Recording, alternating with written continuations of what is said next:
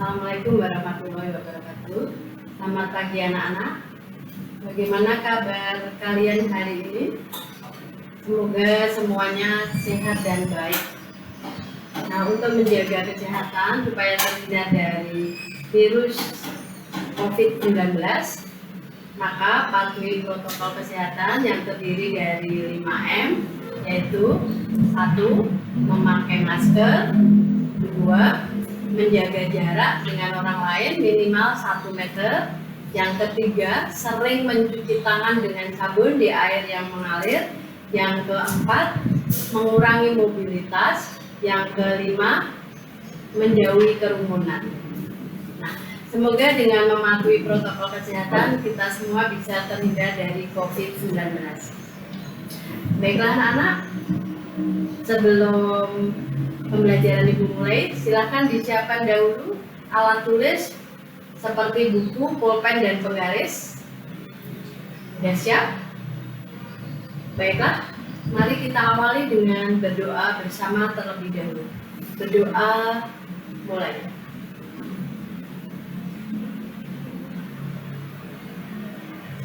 Berdoa selesai. Anak-anak perhatikan. Pada kesempatan ini, Ibu akan menyampaikan cara menyelesaikan soal-soal yang terkait dengan teorema Pythagoras. Adapun tujuan pembelajarannya adalah setelah mengikuti pembelajaran ini diharapkan siswa dapat 1. Menghitung panjang sisi segitiga siku-siku yang kedua sisinya sudah diketahui. Yang kedua, dapat menentukan jenis segitiga. Yang ketiga, dapat menghitung diagonal sisi balok atau kubus. Yang keempat, menghitung diagonal ruang balok atau kubus. Yang kelima, yang terakhir, dapat menyelesaikan soal cerita yang terkait dengan teorema Pythagoras. Itulah tujuan kita belajar hari ini anak-anak.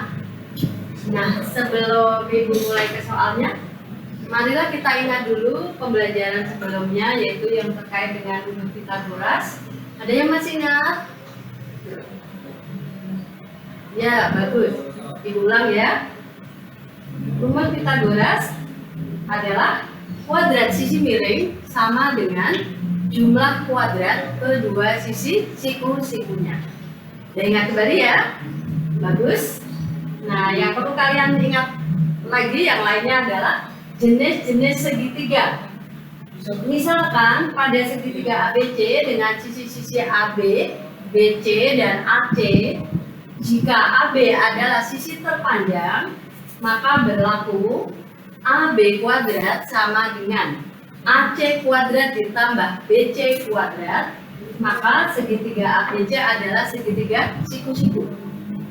Tapi jika AB kuadrat kurang dari AC kuadrat ditambah BC kuadrat, maka segitiga ABC adalah segitiga lancip. Sedangkan yang ketiga, jika AB kuadrat lebih dari AC kuadrat tambah BC kuadrat, maka segitiga ABC adalah segitiga tumpul. Nah, ini adalah materi yang sebelumnya sudah kalian pelajari. Untuk mengingat kembali yang akan kita pakai pada soal-soal berikut. Soal pertama, diketahui segitiga ABC dengan panjang AB 12 cm, BC 9 cm, tentukan panjang sisi AC. Nah, kalian lihat pada gambarnya, pada segitiga ABC, nah yang ditanyakan adalah AC. Nah, kalian lihat AC ini merupakan sisi apa anak-anak? Merupakan sisi miring atau sisi siku-siku? Ada yang masih ingat?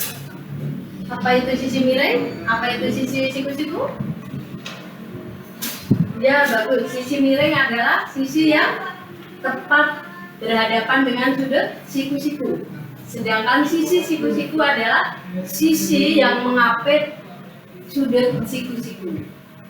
Jadi sisi yang mengapit sudut siku-siku di sini adalah AB dan BC. Sedangkan sisi yang berada di depan sudut siku-siku adalah AC. Nah, berarti karena yang ditanyakan sisi miring, maka penyelesaiannya adalah Nah, AC ini sisi miring sesuai dengan rumus Pythagoras tadi bahwa kuadrat sisi miring sama dengan jumlah kuadrat kedua sisi siku-sikunya.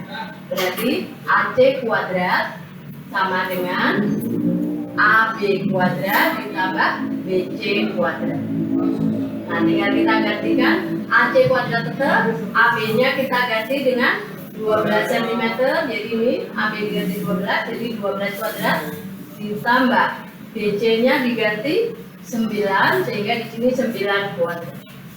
Kita hitung AC kuadrat sama dengan 12 kuadrat, hasilnya 144 ditambah 9 kuadrat adalah 81. Kita jumlahkan AC kuadrat sama dengan 144 ditambah 81 adalah 225. Nah, AC kuadrat supaya menjadi AC kita akar kuadratkan sebelah kiri, maka sebelah kanan diperlakukan sama 225 juga kita akar kuadratkan, sehingga hasilnya AC sama dengan 15. Jadi panjang sisi AC adalah 15 cm. Bisa dimengerti anak-anak? Ada yang ingin tanya tidak? Ada yang belum jelas? Tidak ada? Bagus, berarti untuk soal nomor 1 sudah paham ya. Kita lanjutkan soal nomor 2. Soal nomor 2, perhatikan pada layar. Diketahui segitiga PQR dengan panjang sisi PQ sama dengan 10 cm. QR sama dengan 12 cm. Dan PR sama dengan 15 cm. Tentukan jenis segitiga PQR tersebut. Jadi yang ditanyakan adalah jenis segitiga. Nah, kita lihat bersama penyelesaiannya. Pada segitiga PQR, sisi terpanjangnya adalah PR, yaitu 15 cm. Dan dua sisi yang lain yaitu QR, ini QR 12 cm dan PQ-nya adalah 10 cm. Maka dengan menggunakan rumus Pythagoras kita cek apakah sisi yang terpanjang PR kuadrat hasilnya akan sama dengan jumlah kuadrat kedua sisi yang lain atau tidak. Kita cek apakah PR kuadrat sama dengan QR kuadrat ditambah PQ kuadrat atau tidak. PR kita ganti 15, QR kita ganti 12, dan PQ kita ganti 10. Sehingga 15 kuadrat apakah sama dengan 12 kuadrat ditambah 10 kuadrat. Kita hitung 15 kuadrat adalah 225. 12 kuadrat adalah 144, sedangkan 10 kuadrat adalah 100. Sebelah kiri tetap 225, 144 ditambah 100 adalah 244. Ruas kirinya 225, ruas kanannya 244. Di sini dinyatakan sama, betul atau salah? Kiri dan kanan berbeda ternyata. Nah, kalau berbeda berarti kalau dinyatakan sama berarti salah. Nah, benarnya bagaimana? 225 lebih kecil atau kurang dari 244. Nah, karena kurang dari, maka kesimpulannya segitiga PQR adalah segitiga lanceng. Ada yang mau ditanyakan untuk jenis segitiga? Nadia, bagaimana? Sudah paham? Ya, bagus. Ada yang lain yang pengen tanya? Tidak ada? Kalau tidak ada, Ibu lanjutkan ke soal ketiga. Perhatikan anak-anak soal ketiga. Sebuah balok A, B, C, D, E, F, G, H panjangnya sama dengan 20 cm, lebarnya 10 cm, dan tingginya adalah 5 cm. Tentukan A. Panjang diagonal sisi alas, B. Panjang diagonal ruang balok. Nah, untuk menyelesaikan soal ini kita buat sketsa atau gambar dari baloknya terlebih dahulu. Ya, ini balok A, B, C, D, E, F, G, H. Nah, karena namanya belum jelas, ini jelas. Di sini adalah A, ini B, ini C, ini D. Alatnya A, B, C, D. Bagian atasnya E, F, G, H. Nah, ini kalau A, B, C, D, E, F, G, H. Nah, tadi yang ditanyakan adalah diagonal alas. Alasnya di sini A, B, C, D. Berarti diagonalnya adalah, diagonal itu apa anak-anak? Ada yang masih ingat? Ya, bagus. Diagonal adalah garis yang menghubungkan sudut yang berhadapan. Di sini berarti sudut yang berhadapan adalah A dengan C atau B dengan D. Nah, karena panjangnya sama, kita wakili, kita hitung AC. Jadi nanti akan kita hitung diagonal alasnya yaitu AC. Tapi kalau kalian mau hitung BD juga boleh, hasilnya nanti akan sama. Sedangkan untuk diagonal ruangnya di sini adalah, diagonal ruang adalah garis yang menghubungkan sudut yang berhadapan pada ruangan. Jadi di sini A dengan B, B dengan H, C dengan G. Jadi garis C dengan E. Jadi garisnya adalah CE. Untuk D berhadapannya pada ruangan dengan F. Jadi diagonal DF. Jadi ada 4 diagonal ruang yang sama panjang. Nah, akan kita wakili hitung AG sebagai berikut. Nah, kita hitung dulu diagonal alas. Jadi langkahnya adalah kita cari segitiga siku-siku yang memuat AC pada alas tadi, yaitu ABC. Jadi kamu perhatikan segitiga ABC, yaitu segitiga siku-siku di B. Dengan panjang AB tadi adalah 20 cm, panjang BC-nya adalah 10 cm. Yang ditanyakan AC pada segitiga siku-siku ini, AC merupakan sisi siku-siku atau sisi miring, anak-anak? Ya, bagus, sisi miring. Kenapa sisi miring? Karena berhadapan dengan sudut siku-siku. Ya, karena sisi miring maka berlaku rumus Pythagoras. Sisi miring kuadrat sama dengan jumlah kuadrat kedua sisi siku-sikunya. Sisi miringnya AC, 3AC kuadrat sama dengan sisi siku-sikunya AB, jadi AB kuadrat. Dan sisi siku-siku yang lain BC berarti tambah BC kuadrat. Tinggal kita gantikan angkanya, AC kuadrat ditanyakan jadi tetap sama dengan AB-nya diganti 20 sehingga 20 kuadrat, BC-nya diganti 10 jadi 10 kuadrat. Nah, hitung AC kuadrat tetap sama dengan 20 kuadrat yaitu 400, 10 kuadrat adalah 100. Nah, AC kuadrat sama dengan jumlah dari 400 dan 100 adalah 500.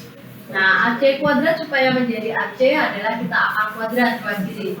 Maka ruas kanan juga diperlakukan sama akar kuadrat. Akar kuadrat dari AC kuadrat ketemu AC, akar kuadrat dari 500 adalah akar 500. Nah, hasilnya untuk menghitung AC sama dengan akar 500 kita pecah menjadi akar 100 dikali akar 5. Akar 100-nya hasilnya adalah 10, akar 5-nya tidak bulat, tetap kita nyatakan dalam akar 5. Sehingga hasil akhirnya AC sama dengan 10 akar 5. Jadi panjang diagonal sisi alas balok ABCDEFGH adalah 10 akar 5 cm.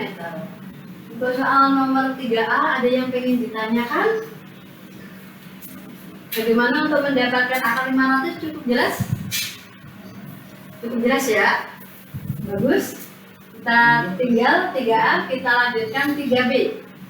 Nah, untuk 3B tadi pertanyaannya adalah diagonal ruang. Jadi kita akan diwakili oleh diagonal ruang AG.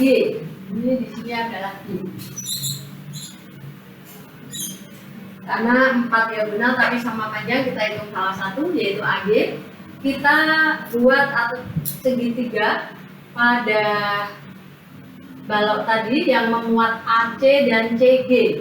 Ternyata segitiganya menjadi ACG dan itu adalah segitiga siku-siku di C sehingga berlaku rumus Pythagoras. Yang ditanyakan AG adalah sisi di depan sudah siku-siku yaitu sisi miring, sehingga berlaku sisi miring kuadrat sama dengan jumlah kuadrat kedua sisi siku-siku. sisi miringnya AG jadi AG kuadrat, sisi siku-sikunya adalah AC dan CG, sehingga AC kuadrat ditambah CG kuadrat. Kita masukkan angkanya, digantikan angkanya, AG kuadrat sama dengan AC diganti 10 akar 5. AC 10 akar 5 itu kita peroleh dari tadi 3A, yaitu panjang diagonal alas ini 10 akar 5 dikuadratkan. Nah, untuk CG-nya adalah 5, ini merupakan tinggi dari balok, jadi 5 kuadrat. AG kuadratnya tetap sama dengan 10 akar 5 dikuadratkan sama dengan 500 ditambah 5 kuadrat adalah 25. AG kuadrat sama dengan 500 tambah 25 adalah 525. AG sama dengan, ini untuk menghilangkan kuadratnya maka di akar kuadrat, wacana di akar kuadrat jadi akar 525. AG sama dengan 500, akar 525 kita pecah menjadi dua bilangan yang salah satunya bisa akarnya bulat. Ya, jadi 25 dikali 21. Sehingga AG sama dengan 5 akar 21. 5 ini berasal dari akar 25, 5 akar 21-nya tetap. Atau kalau dalam desimal adalah AG itu mendekati 22,91. Jadi panjang diagonal ruang balok A, B, C, D, E, F, G, H adalah 5 akar 21 cm atau 22,91 cm. Nah, untuk yang ini mungkin ada yang ditanyakan? Ya, Nadia, silakan. Itu Bu, 22,91 gimana cara ngitungnya Bu? Oh iya, bagus, pertanyaan yang bagus. Mungkin ini mewakili pertanyaan teman-teman yang lain juga, pertanyaan yang bagus. Jadi dari 5 akar 21 tiba-tiba menjadi 22,91, bagaimana caranya? Nah, untuk memperoleh 22,91 perhatikan caranya ini yang pakai hitam ini, tulisan hitam. Akar ini asalnya dari akar 525. Akar 525, kalau yang seperti ini disederhanakan, kalau ini dihitung dalam desimal berapa? Caranya, akar 525 terletak antara akar 484 dan akar 529. Nah, akar 484 itu adalah 22, akar 529 itu adalah 23. Jadi akar 525 itu berarti hasilnya 22 lebih. Nah, lebihnya berapa? Lebihnya diperoleh dari selisih 484 dengan 525. Kita kurangkan ini, ketemu 41. Nah, untuk penyebutnya kita peroleh dari selisih antara 484 dengan 529. Kita peroleh 45. Nah, jadi akar 525 itu mendekati 22,41/45. Kalau kita cari dalam desimal, 41 dibagi 45 itu ketemunya adalah 0,91111. Nah, kita bulatkan dalam dua tempat desimal sehingga hasilnya adalah 22,91. Nah, seperti itu anak-anak cara menghitung 22,91 bisa dimengerti? Bagus. Semoga yang lain juga paham ya anak-anak. Nah, kalau ada yang mau ditanyakan lagi? Cukup jelas kalau begitu. Nah, kita lanjutkan soal nomor 4. Ini dasarnya pakai merah supaya kalian tidak ngantuk. Mungkin karena dengarkan saja jadi ngantuk, jadi supaya kalian tidak ngantuk, Ibu buat ini warna merah biar tidak tetap seperti tadi yang diketahui. Sebuah belah ketupat namanya adalah KLMN, salah satu diagonalnya 24 cm dan sudut yang terbentuk antara diagonal tersebut dengan sisi belah ketupat adalah 60 derajat. Tentukan panjang diagonal yang lain dari belah ketupat tersebut. Nah, supaya menyelesaikannya lebih mudah, maka kita buat gambarnya seperti ini. Nah, ini lebih merah menyala lagi gambarnya supaya kalian tidak ngantuk. Nah, ini jadi ada belah ketupat LMN. Salah satu diagonalnya, misalnya KM ini adalah 24, karena ini terbagi dua oleh diagonal yang lain, jadi KO-nya adalah 12 cm, OM-nya juga 12 cm. Dan sudut yang terbentuk sisi belah ketupat tersebut dengan diagonal yang sudah diketahuinya adalah 60 derajat. Nah ini pada belah ketupat ini kedua diagonalnya itu saling tegak lurus sehingga membentuk sudut siku-siku. Karena ini sudut siku-siku ini 60 derajat, siku-siku berarti 90 derajat. Karena ini satu segitiga berarti sudut yang atas ini adalah 30 derajat. Diperoleh dari jumlah sudut dalam segitiga yaitu 180 derajat dikurangi 90 dikurangi 60, hasilnya 30 derajat. Nah karena ini sudutnya 90, 30, dan 60 berarti segitiga ini adalah segitiga siku-siku istimewa. Nah karena segitiganya siku-siku istimewa maka berlaku perbandingan tertentu, nanti akan kita lihat di pembahasan. Nah tadi yang ditanyakan diagonal yang lain, jadi diagonal yang lain yang sudah tahu 24 itu KM, berarti diagonal yang lain adalah LN.